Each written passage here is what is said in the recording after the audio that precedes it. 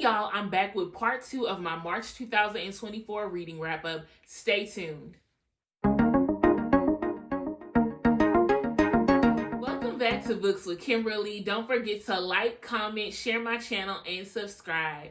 Y'all, I'm back with part 2 of my March reading wrap up.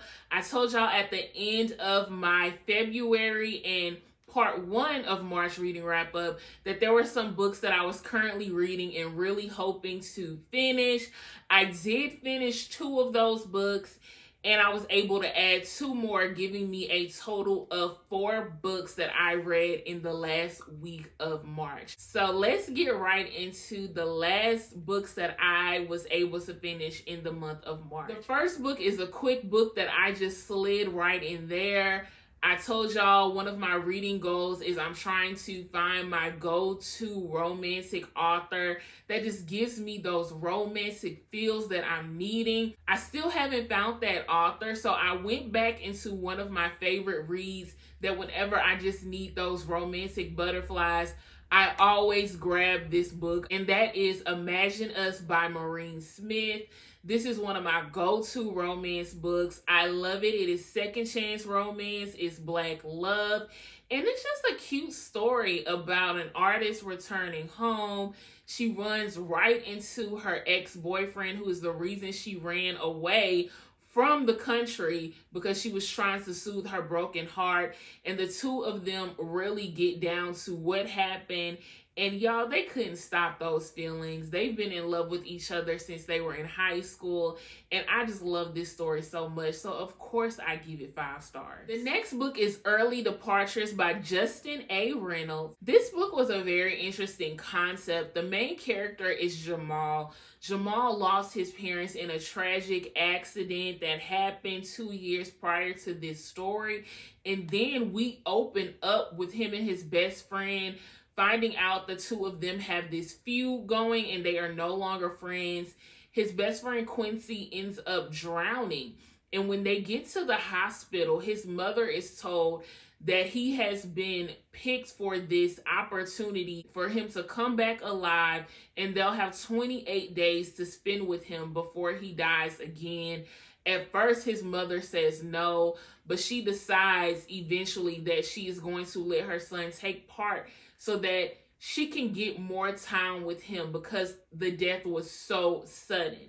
Within this 28 days, Jamal wants to make things right with his best friend. So the two of them have a lot to work out, but we get some beautiful scenes of them coming together, them reconciling their friendship, them having fun and being the old Q and Jamal that they were before all the tragedies that happened in their life. And it's just so unfortunate because the whole time I'm reading this and I'm like, I just wish that there was a way in this particular story that Quincy had more than just 28 days.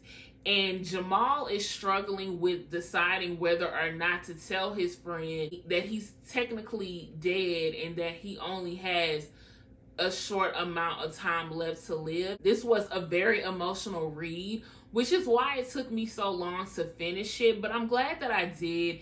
Overall, it was a good story. The only thing is, once we got to the part where Quincy comes back alive in his old body, it just felt a little disjointed after that. There was such this feud and anger between the two boys, and then for all of a sudden Quincy to watch a YouTube video and remember some beautiful quotes from his father about living life and forgiveness. Now all of a sudden him and Jamal are back best friends.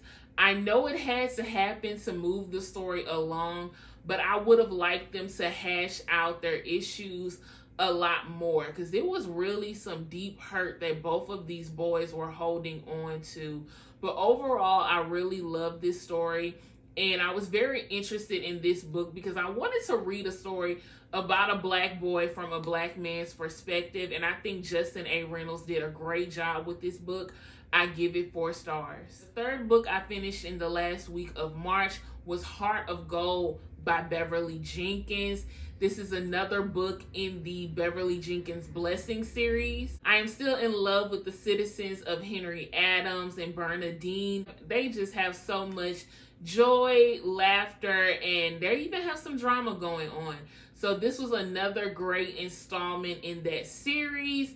I give this one 4 stars. I wanted a little more from the characters highlighted within this book, but overall it was still great, and I can't wait to continue with this series. The last book that I finished in the month of March was The Teacher by Freida McFadden. This book goes hand in hand with my reading goals for 2024. I wanted to jump into those trendy books that everyone is reading.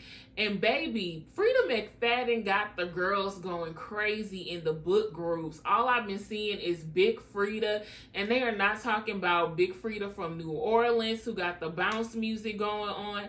They're talking about an author of mystery, psychological thrillers, Freida McFadden. So I finally tried one of the books. The biggest one they're talking about right now is The Teacher. I believe it came out at the beginning of this year. Y'all, I was not expecting where The Teacher took me. This book is about Eve and her husband Nate. They are both teachers at this school, and there's also a student named Addie. So Eve is this teacher. One of her role models had to resign from the school because there was this rumor that he had an inappropriate relationship with Addie. So when she finds out that Addie will be in her math class, she is so upset. Not only does Maddie have her as a teacher this semester, she also has Nate, Eve's husband.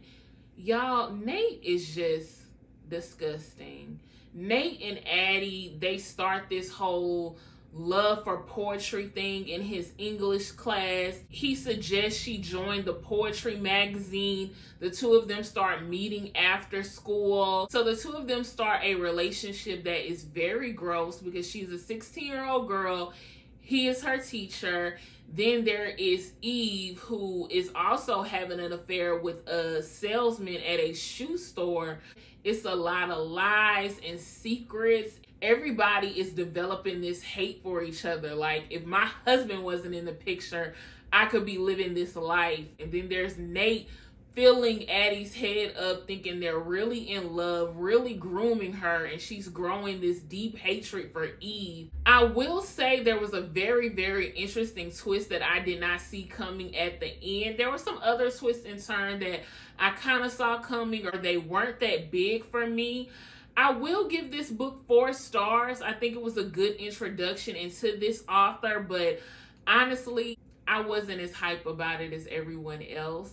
Maybe I like my psychological thrillers to be more darker. I couldn't connect with any of the characters because they were all a hot mess. If there are any Freida McFadden fans watching this video, please get down in the comments and let me know which ones are your favorite, because I do want to give her one more try just to see what the hype is about, because baby, the book girlies love them some Freida.